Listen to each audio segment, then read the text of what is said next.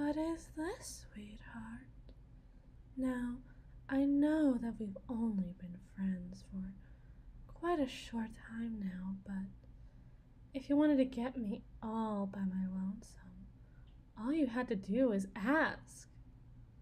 I'll listen if you ask. Oh, what is this? Well, come on, chin up, say it with confidence. What is this? A love letter? A confession? Why, is that not sweet?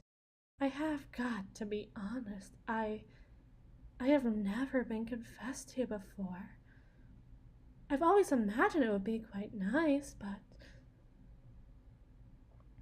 I also imagined that I'd hear it from your lips first and foremost, as opposed to letting a paper do all the talking for you. Why write it down to begin with? Were you worried you would forget something? Or were you worried that you would be less eloquent if you had to speak the words you wanted to say? Well, that's so adorable. Really, you are sweet. An absolute doll, I promise. I will treasure this always, but I'm afraid I cannot accept your feelings. At least under these terms. I don't know how to explain it exactly, but you and I are not the same. I do not mean this in a bad way, of course. No, I think you are wonderful. But I cannot be with you because I am not supposed to be here. I am meant for better things than this. Not better things than you, per se, but better things than humanity alone can grant me. And it is not your fault, of course, but you are only human after all. And I know what I look like to you. You must think poorly of me to say this so confidently all the while still wearing your face. Either I am mad in a way that reads as delusional, or I look mad in a way that reads as egocentric. Madness is madness, and from which you can derive sadness. And I cannot deny it. I do look like you, the same way I look like everybody. I too wander the earth faced with the same indignities as all of humanity, of acne and freckles and scars and stomach rolls, of a hair that grows greasy and grows everywhere, of nails that break and chip and fester with dirt. To proclaim myself to be any better than any of it just makes it all the more obvious that I am not. Because I am not. I will not always be like this. I will become this better in a way that is as inescapable as it is inevitable.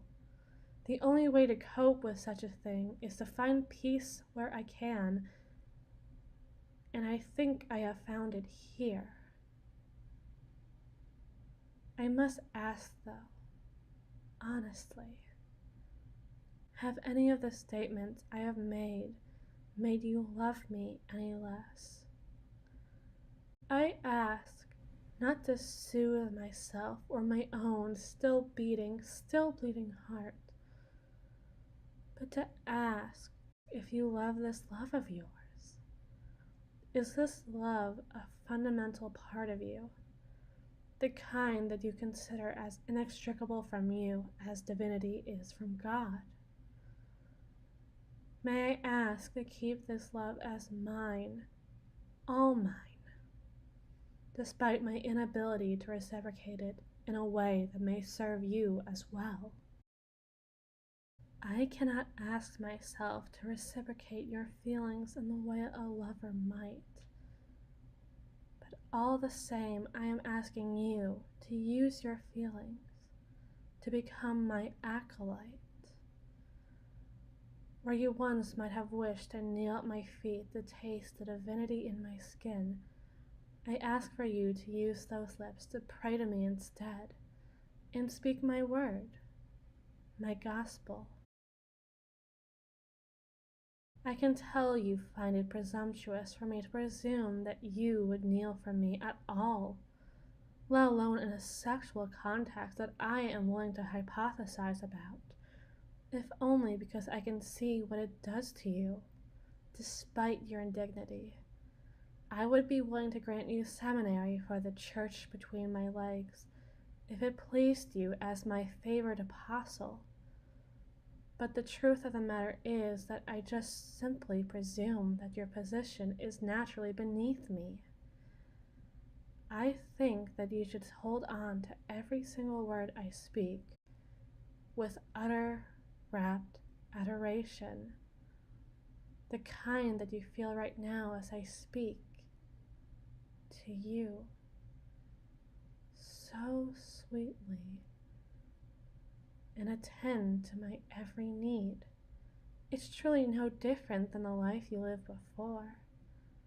I am just giving it back to you with a complete context. I understand that it must be hard for you nonetheless. It must be like looking into the eyes of an angel and expecting yourself not to weep at its splendor, and yet here I am, selfishly asking for you to blink back your tears and stare into the sun.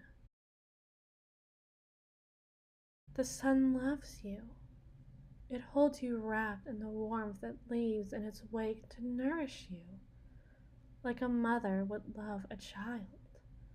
And it loves you. It kisses your skin with marks that would be deemed obscene and impermanent if made through crude moral means of affection, but instead leaves you blessed for life in ways others are envious enough of to fake.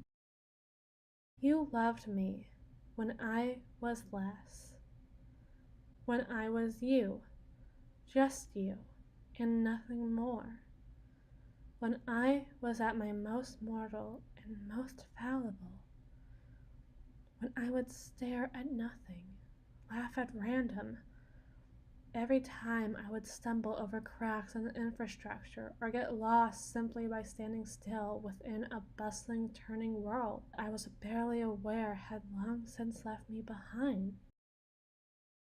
You were there. You were there. And you loved me anyways. Maybe you loved me as only a human can. Sure, but you are just that. Only human. It is not right. It is not wrong, for the simple reason that I do not fit into right and wrong to begin with. I merely am as I am, as you are you. I am fortunate to be as I am, even if I will inevitably be limited by who I must be.